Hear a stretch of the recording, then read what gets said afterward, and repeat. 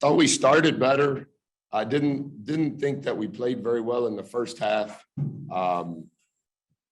Several different reasons. I think that their 2-2-1 pressure bothered us. Our turnover rate was too high, which led to transition baskets for them. And then I think the second thing was in the half court, they had too many offensive rebounds, and we did not do a very good job from a defensive rebounding perspective.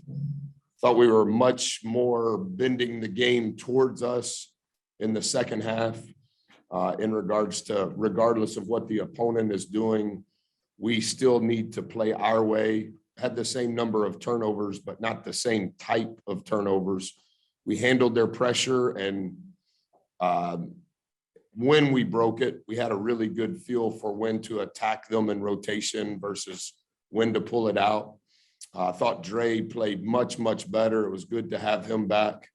I thought there were, in a game that's as competitive and as physical, there were too many 50-50 type balls on unclean rebounds, 50-50 kind of loose balls on the ground, 50-50 type. It's kind of a possible jump ball. And we've done a good job of winning that category. And tonight we didn't win. And I thought that in a game that's as highly contested as this one, particularly on the road, we've got to do a better job with that. Questions? Buzz, did you feel like there in the last 3 minutes or so that y'all were getting the shots you wanted? Yeah, I thought we had a really good feel. The group that we had on the floor, I thought they got in a good groove, handling their pressure, knowing when we broke it, when we could score in an disadvantage situation. And then when we couldn't, when we broke it, we had a really good feel for, okay, let's run a half court set. I was really pleased with our shots for the most part, the entire second half. I thought some of our shots in the first half, they weren't necessarily bad, but we didn't create for others, and we didn't play off 2 feet and get to the free throw line. We got to the bonus pretty quick in the second half. So I thought we were more comfortable in our attack in the second half. So do you think that last 3.5 minutes or so was just some bad luck, some close shots that just didn't go down? Well, I think we were up 3 with a minute to play. I think. I don't know, Olin, that I completely remember. Okay. I think Q hit a shot prior to the 1 minute mark off a half court set. They hit the 3 on the sideline out of bounds. And then I think right after that, I think we missed 3 layups, shot a ball, got an offensive rebound, missed a layup, got an offensive rebound, missed a layup. So from a shot selection standpoint, yes, sir. I don't remember every single shot after the last media timeout, but I think we were up at the last media timeout going into the out of the huddle. So I don't remember every shot, but yes, sir. I felt comfortable with our shots. Okay, great. On that last 3 that Wilkinson hit in the corner, it seemed like there was some communication trying to happen. I think Dre said y'all were trying to change a defense. What did you see that kind of little bit of miscommunication there that maybe caused that a little late contest on that play?